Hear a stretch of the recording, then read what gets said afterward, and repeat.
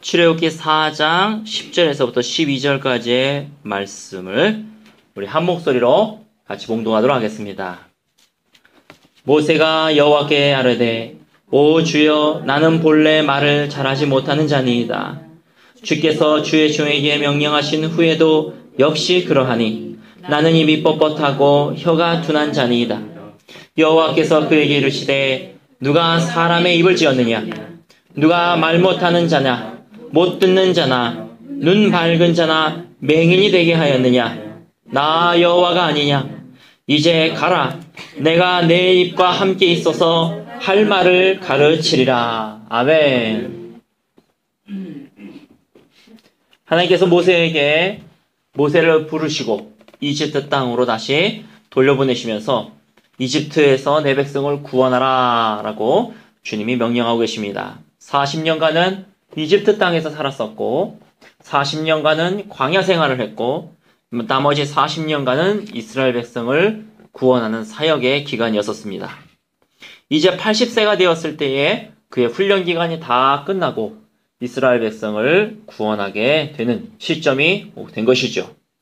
출애굽기 방금 읽었던 4장 10절 말씀을 읽었지만 3장까지의 말씀의 요점은 하나님이 다 이루시니까 걱정하지 말아라.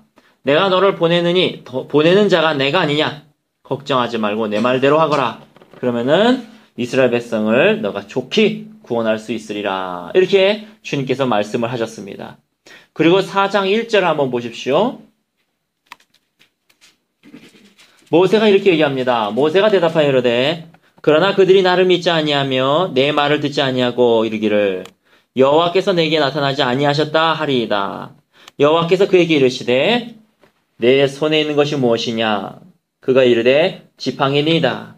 여호와께서 이르시되 그것을 땅에 던지라 하시매 곧 땅에 던지니 그것이 뱀이 된지라. 모세가 뱀 앞에서 피하매 여호와께서 모세에게 이르시되 이번에는 너의 손을 내밀어서 그 꼬리를 잡으라. 그가 손을 내밀어 그것을 잡으니 그의 손에서 지팡이가 된지라. 이는 그들의 조상의 하나님 곧 아브라함의 하나님, 이삭의 하나님, 야곱의 하나님 여호와가 너에게 나타난 줄을 믿게 하려 함이라 하시고 주님께서 표징을 보여주십니다. 모세가 예수 그리스도의 대리자, 모세가 하나님의 대리자라고 하는 표징을 보여주는 것이지요. 너의 지팡이를 던져라. 뱀이 될 것이다. 다시 꼬리를 잡아라. 그러면 다시 이것이 원상복귀가 즉 지팡이로 다시 변할 것이다. 주님, 이것도 믿지 않으면 어떻게 합니까? 그러자 주님이 또 말씀하시는 거죠. 너의 손을 펴서 너의 품에 넣어라. 그가 손에 품을 넣었더니 봤더니 문둥병이 됐어요. 다시 너의 품에 다시 넣어라. 다시 넣어서 뺐더니 원래의 상태로 돌아오게 되었습니다. 8절 9절 말씀 우리 한 목소리로 같이 봉독하겠습니다. 여호와께서 이르시되 만일 그들이 너를 믿지 아니하며 그 처음 표적의 표징을 믿지 아니하여도 나중 표적의 표징은 믿으리라. 그들이 이 두 이적을 믿지 아니하며 내 말을 듣지 아니하거든 너는 나일강 물을 조금 더 다가 땅에 부으라. 내가 떠온 나일강 물이 땅에서 피가 되리라. 할렐루야. 세 번째 표징을 말씀하시는 거예요. 이 두 가지 표징을 해도 그들이 믿지 않거든 나일강을 떠와라. 그것이 피가 될 것이다. 그래서 모세는 하나님이 보내신 대리자다라고 하는 것을 세 가지 표징을 통해서 말씀하시고 계십니다. 그리고 뭐라고 말씀하시냐? 내가 너와 함께한다. 가라. 라고 말씀하고 계시는 것이죠. 그리고 방금 읽었던 오늘 본문 10절로 넘어가게 되는 것입니다. 모세가 여호와께 이르되 오 주여 나는 본래 말을 잘하지 못하는 자니이다. 주께서 주의 종에게 명령하신 후에도 역시 그러하니 나는 입이 뻣뻣하고 혀가 둔한 자니이다. 겸손한 것 같지만 결국 겸손하진 않습니다. 하나님의 능력을 못 믿는 거예요. 이거는 겸손의 표현이 아니라 불신앙의 표현입니다. 주님이 세 가지 표적을 보여주시면서 가라 라고 얘기했지만 모세는 나는 입이 뻣뻣한 자입니다. 나는 입이 원래 이렇게 만들어졌습니다. 불신앙의 표현을 하고 있는 것이죠. 11절 여호와께서 그에게 이르시되 누가 사람의 입을 지었느냐? 누가 말 못하는 자냐? 못 듣는 자나 눈 밝은 자나 맹인이 되게 하였느냐? 나 여호와가 아니냐? 불신앙의 근거는 어디서부터 오냐면은 자기 자신을 바라보는 데서부터 불신앙이 근거가 옵니다. 많은 사람들이 믿음이 떨어지는 이유가 초점이 주님에게 가 있는 것이 아니라 자기 자신의 능력, 자기 자신의 지혜, 자기 자신의 환경, 자기 자신이 처한 상황에 자신의 시선이 고정되어 있음으로 인하여서 믿음이 떨어지게 되는 것이죠. 주님은 11절에서 어떻게 합니까? 모세가 자기를 향한 그 눈을 하나님께로 계속 돌리시고 계십니다. 11절 방금 읽었던 것처럼 누가 사람의 입을 지었느냐? 나 아니냐? 나 여호와가 아니냐? 하나님은요 계속 그의 시선을 주님께로 고정시키도록 계속 설득하고 계시는 것입니다. 우리의 믿음의 창시자의 온전케 하시는, 믿음을 온전케 하시는 예수를 바라보라. 내 자신을 바라보고 내 자신을 묵상했을 때는요 믿음이 떨어집니다. 원래 나는 내 자신은 입이 둔한 자고 내 능력과 내 지혜는 한계가 있습니다. 내 환경을 바라보면 참 꼬락서니가 말이 아니에요. 그러나 이 눈을 들어서 다시 하나님을 바라보았을 때에 믿음의 주여 온전케 하시는 예수를 생각하고 바라보았을 때에 우리 안에 믿음이 솟아나는 줄 믿으시기 바랍니다. 그렇기 때문에 우리는 예수를 늘 생각하고 우리는 예수를 늘 바라보아야 됩니다. 그분이 믿음의 주요 창시자이시기 때문입니다. 오늘 우리가 시선이 어디에 있었습니까? 하루를 살면서, 일주일을 살면서 우리의 시선이 내 자신에게 아직도 계속 모아져 있다면 우리는 계속 이기지 못하는 삶, 실패하는 삶을 살아가게 될 것입니다. 그러나 우리가 그 시선을 내 자신에게서부터 돌려서 하나님을 생각하며 하나님을 묵상했을 때, 특히 예수 그리스도의 부활하심, 죽은 자 가운데서 다시 살리시는 예수님의 부활의 권능을 묵상하고 없는 것을 있는 것처럼 무에서 유를 만드시는 그 예수의 창조의 권능을 생각하며 그분을 바라보았을 때에 우리 안에는 내일도 살아갈 수 있는 믿음, 이 세상을 싸워서 승리할 수 있는 믿음, 소망을 가지고 저 미래를 바라볼 수 있는 믿음이 우리 안에 생겨나는 것입니다. 할렐루야. 하나님이 계속 말씀하시고 계시는 거예요. 누가 너의 입을 지었느냐? 나 아니냐? 누가 말 못하는 자, 누가 듣지 못하는 자, 눈 밝은 자, 맹인을 만들었느냐? 나 여호와가 아니냐? 이제 눈을 돌려라. 12절, 이제 가라. 내가 너의 입과 함께 있어서 할 말을 가르치리라. 그래, 네 입 둔한 거 알고 있다. 그러나 내가 너의 입과 함께 있다는 것을 잊어버리지 말아라. 너 둔한 입에다 초점을 맞추지 말고 내가 너와 함께 하고 있다는 것에 초점을 맞춰라. 그것이 바로 주님이 우리에게 명령하시는 것입니다. 무리를 걷던 베드로가 폭풍우가 몰아치자 예수님으로부터 시선이 떨어졌습니다. 그러자 그는 물에 빠지고야 말았지요. 그리고 주님 말씀하십니다. 왜 의심하느냐? 이 믿음이 적은 자야. 믿음은 예수 그리스도를 인식하고 즉 예수님을 생각하고 예수님을 바라보는 데서부터 우리의 믿음이 생겨나는 것입니다. 기드온이 밀을 포도주 틀에서 까고 있었을 때에 갑자기 천사가 나타나서 믿음이 적은 자에게, 두려움이 있는 자에게 용사여 하나님이 너와 함께 하시도다. 기드온이 용사인 이유는요, 겁쟁이기 때문에 그는 겁쟁이였고 밀을 포도주 틀에서 깠지만 하나님이 그와 함께 하심으로 인하여서 그가 용사라고 칭함을 받은 것입니다. 우리의 눈이 비록 내가 겁쟁이더라도 하나님을 바라보고 주님을 인식했을 때에 주님은 우리에게 용사라고 말씀하고 계시는 것이에요. 너희는 아이라 하지 말고 예레미야처럼 내가 너와 함께하고 있기 때문에 너는 결코 아이가 아니다. 내가 너와 함께하고 있기 때문에 너의 시선을 나에게 돌려라. 내가 너를 통해서 할 일이 많다. 주님 말씀하시고 계시는 것입니다. 13절에 모세는 어떻게 합니까? 모세의 불신앙이 계속 나옵니다. 다시 말해서 모세는 계속 자기 자신에게 초점을 맞추고 있습니다. 13절 같이 읽겠습니다. 모세가 이르되 오 주여 보낼 만한 자를 보내소서. 이제 주님이요 이 불신앙에 대해서 주님이 이제 분노를 발하십니다. 14절 같이 한 목소리 봉독합니다. 여호와께서 모세를 향하여 노하여 이르시되 레위 사람 내 형 아론이 있지 아니하냐? 그가 말 잘하는 것을 내가 아느라. 그가 너를 만나러 나오리니 그가 너를 볼 때에 그의 마음에 기쁨이 있을 것이라. 아멘. 주님은요, 자기 자신은 계속 초점을 맞추는 사람을 겸손하다고 말씀하고 있지 않습니다. 주님이 말씀하시는 겸손은요, 내 자신이 그렇지 뭐, 하지만 하나님을 보았을 때에 주님을 믿고 주님을 붙들고 주님을 의지하는 자를 겸손이라고 얘기합니다.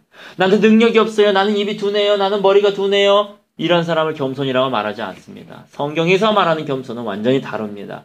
여호와를 의지하는 자를 겸손한 자라고 말씀하고 계십니다. 나는 마음이 온유하고 겸손하니 나의 멍에를 메고 내게 배우라. 예수님이 겸손하신 이유는요, 내가 겸손하다라고 얘기했기 때문에 겸손. 우리식 표현으로 말하자면 나 겸손합니다. 그럼 그 사람 교만한 거잖아요. 예수님이 겸손하신 이유는 아버지께로부터 들은 것만 얘기하고 아버지께로부터 본 것만 말하기 때문에, 즉 전적으로 성령을 의지해서 예수님이 이 세상을 살아가셨기 때문에 그분을 겸손하다라고 얘기하고 있는 것입니다. 우리는 어떻습니까? 우리가 주님을 의지하고 살아가고 있습니까? 주님의 말씀 앞에 내 자존심을 내려놓을 수 있습니까? 주님의 말씀 앞에 나의 재정을 내려놓을 수 있습니까? 주님의 말씀 앞에 나의 생각을 내려놓을 수 있습니까? 주님의 말씀 앞에 나의 목숨을 내려놓을 수 있습니까? 주님이 말씀하신다면 주님여 내가 움직이겠습니다. 그것이 바로 믿음이요. 믿음은 겸손과 동격인 것입니다. 우리 거기다가 딱 이렇게 꽂아놓고요. 누가복음 5장을 펴보도록 하겠습니다. 누가복음 5장 4절부터 6절까지의 말씀, 우리 한 목소리로 같이 봉독하겠습니다.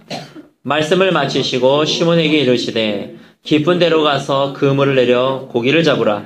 시몬이 대답하여 이르되 선생님 우리들의 밤이 새도록 수고하였으되 잡은 것이 없지만은 말씀에 의지하여 내가 그물을 내리리라 하고 그렇게 하니 고기가 잡은 것이 심이 많아 그물이 찢어지는지라. 아멘.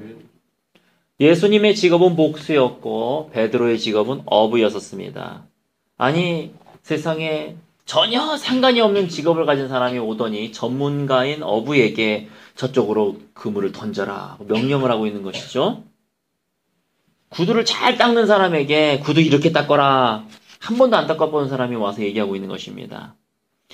시몬이 베드로가 밤새도록 그물을 잡았습니다. 베드로는요 갈릴리에서 살았고 그는 어부밖에 한 것이 없습니다. 어느 때에 고기가 잘 잡히고 어느 때에 그물을 어디로 던지면 엄청난 고기를 잡을 수 있다는 것을 다 알고 있고 기류를 다 알고 있고 기후를 다 알고 있고 갈릴리의 지형을 다 외우고 있는 사람입니다. 그런데 한낮 목수가 와서 얘기를 하고 있는 것이 저쪽에서 그물을 던져라. 분명히 주님 거기에는 고기가 안 잡히는 곳입니다. 거기 당신의 목수가 뭘로도 모르는군요. 거기는 우리가 하루 종일 잡아봤다니까. 그리고 내 상식으로는 내가 30평생 살아왔는데 거기다 그물 던지면은 고기 안 잡힙니다. 때로는 주님의 말씀이 내 생각과 충돌할 때가 있습니다. 때로는 주님의 말씀이 내 환경과 충돌할 때가 있습니다. 내 상식과 충돌할 때가 있습니다. 내 자신의 능력과 충돌할 때가 있습니다. 그때 이 베드로의 고백을 기억하시기 바랍니다. 시몬이 대답하여 이르되 선생님 우리들이 밤이 새도록 수고하였으되 잡은 것이 없지만은 말씀에 의지하여 내가 그물을 내리리이다. 이것이 바로 믿음인 것입니다. 이것이 바로 내 자신에서부터 내 환경에서부터 나의 초점을 예수 그리스도께 옮기는 과정인 것입니다. 주님이 나와 함께 하신다고 하셨으니까 내가 여태까지 뭘 살아왔는지 모르겠고 내가 여태까지 산 세월이 헛수고 같기도 하고 때로는 내가 실패했던 상황들이 계속 머릿속에 스쳐 지나가지만 그러나 주님께서 나와 함께 하심으로 인해서 이제는 새로운 삶이 시작되며 이제는 하나님 안에서 내가 믿음으로 전진하는 굳건한 삶이 시작될 줄 믿습니다. 혹시 우리의 고백이 되어지기를 예수님의 이름으로 축원합니다. 말씀에 의지하여 살아가는 삶, 말씀에 의해서 포기할 수 있는 삶, 또한 때로는 내 생각을 내려놓을 수 있는 삶, 말씀의 최우선순위를 두고 말씀으로 살아가는 삶. 내가 그리스도와 함께 십자가에 못 박혔나니 그런즉 이제는 나는 믿음으로 살아가는 것입니다. 이 믿음으로 살아가는 저와 여러분 되시기를 예수님의 이름으로 축원합니다. 치유사역자 베니임 목사님의 얘기를 제가 설교 시간에 말씀을 드린 적이 있습니다. 치유사역으로 아주 유명한, 지금도 살아계시죠? 베니 목사님이, 이분이 어떻게 해서 치유사역을 처음 시작하게 되었는가? 그 부분입니다. 수천 명이 모인 가운데 어떻게 하다가 얼떨결에 그 강사가 되었다고 합니다. 좀 더 정확하게 표현하자면 캐드린 쿨만 목사님이 돌아가시자 그분의 그 돌아가심을 기념하기 위한 집회였는데요. 그때 병자들이 좀 많이 왔어요. 근데 얼떨결에 이 베니 목사님이 그 집회의 강사로 초빙을 받은 것입니다. 그보다 한 번도 기적을 행한 적도 없고 한 번도 뭘 사람을 고친 적이 없기 때문에 두려워서 안 되겠다. 기도굴에 들어갔어요. 그래서 하루 종일 기도로 주님 저는 부족하니 능력을 주시옵소서 열심히 기도를 했습니다. 근데 기도하기 전에 캐드린 쿨만의 비서 같은 사람이 이렇게 조언을 했어요. 당신 기도하려고 그러죠? 기도하지 마십시오. 그냥 가서 주무십시오. 처음에는 이 베니 목사님 그걸 못 알아들었습니다. 아니 지금 기도를 3박 4일간 금식을 해도 천찬을 판인데 저 사람이 날까 안 날까 할 판인데 가서 잠이나 자라고? 도통 모르는구만. 그리고 열심히 기도를 했죠. 이제 그가 강단 뒤에 섰습니다. 찬양이 끝나고 설교 차례가 되면 베니인 목사님이 올라가야 되는데 자 찬양이 끝났습니다. 그리고 베니인을 불렀는데 이분이 못 나가고 있는 거예요. 겁이 나가지고. 그래서 사회자가 또 불렀습니다. 자 베니입니다. 웰컴 하십시오. 사람들이 막 박수를 쳤는데 얼떨결에가 아니라 도사장에 끌려가는 어린 양처럼 질질 끌려 나왔습니다. 얼어붙은 채로요. 눈앞이 하얗고 부들부들 떨기만 했습니다. 분명히 내가 최선을 다해서 열심히 기도했는데 이게 뭐라다. 이게 뭐란데야. 그리고 아무 생각이 나지도 않고 어떻게 해야 될지도 모르겠고 머리가 멍해져가지고 아무 일도 못하고 그냥 한다는 얘기가 우리 마지막 찬양을 한 번 더 부릅시다. 그래서 마지막 찬양을 한 번 또 불렀어요. 또 아무것도 모르겠는 거예요. 생각이 아무것도 안 나서 눈이 하얘지는 거예요. 우리 마지막 찬양을 한 번 더 합시다. 또 불렀습니다. 마지막 찬양을 한 번 더 합시다. 그래서 이분이 30분을 마지막 찬양 하나로 끌었대요. 이제는 더 이상 자기가 양심의 가책도 있지 더 이상은 안 되겠다. 그래서 이제 뭔가를 해야 되겠다라고 생각했는데 도저히 자기 능력으로는 되질 않기 때문에 그는 덜썩 주저앉고 말았습니다. 그리고 심령이 통곡하기 시작을 했습니다. 주님, 저는 더 이상 못합니다. 주님, 저는 못합니다. 저는 능력이 없습니다. 저는 이 사람들을 감당할 수 없습니다. 저는 이 사람들을 고친 적도 없고 고칠 수도 없습니다. 주님 앞에 애통하는 마음으로 심령으로 통곡하고 있었습니다. 그때 주님의 음성이 들렸는데 주님이 이렇게 말씀하셨습니다. 너가 못하겠느냐? 너가 못하겠느냐? 그러면 이제부터는 내가 하겠노라. 그리고 그 이후로 어디서부턴가 왔는지 심령이 강해지기 시작을 했습니다. 그리고 입을 열었는데 설교가 나오기 시작을 했습니다. 그리고 설교 도중에 사람들이 치유를 받기 시작을 했습니다. 그리고 치유받은 사람들이 일어나서 간증을 하기 시작했습니다. 우리가 내 자신에게 초점을 맞췄을 때, 나에게 처해져 있는 환경에게 초점을 맞췄을 때 우리는 하얘질 것이고 부들부들 떨게 될 것입니다. 내가 뭔가 해야 된다고 생각하고 저 환경 때문에 내가 뭔가 할 수 없다고 생각하기 때문에. 그러나 우리의 시선이 초점이 내 자신에게서부터 예수님을 생각하고 예수님에게 초점이 맞춰졌을 때에 주님이 그럼 너가 못하겠느냐? 그러면 내가 하겠노라. 그래서 주님이 할 수 있는 통로로 우리가 만들어진다는 것을 믿으시기 바랍니다. 그리고 예수님에게 초점을 맞추셔서 오늘도 믿음으로 전진하시는 저와 여러분 되시기를 예수님의 이름으로 축원합니다. 매 순간마다 예수님을 인식하십시오. 인식한다는 것은 두 가지 말씀을 드렸었습니다. 매 순간마다 예수님을 생각하십시오. 할 수 있는 한 최대한 많이 매 순간마다 예수 그리스도를 바라보십시오.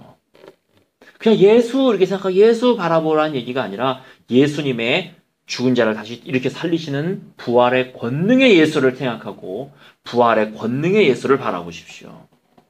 없는 것을 있는 것처럼 만들어내시는 무에서 유를 창조하시는 창조의 권능의 예수를 생각하고 창조의 권능의 부활을 생각한다면 주님께서 나를 바꾸시고 내 가정을 바꾸시고 내 교회를 바꾸시고 이 나라를 바꾸시고 전 세계를 바꾸시는 그 부활의 권능과 창조의 권능이 믿어지게 되실 것입니다. 오늘 이 말씀 붙들고 믿음으로 살아가시는 저와 여러분 되시기를 예수 이름으로 축원합니다. 오늘 말씀 이어가시면서 주님 앞에 기도함으로 나아가도록 하겠습니다.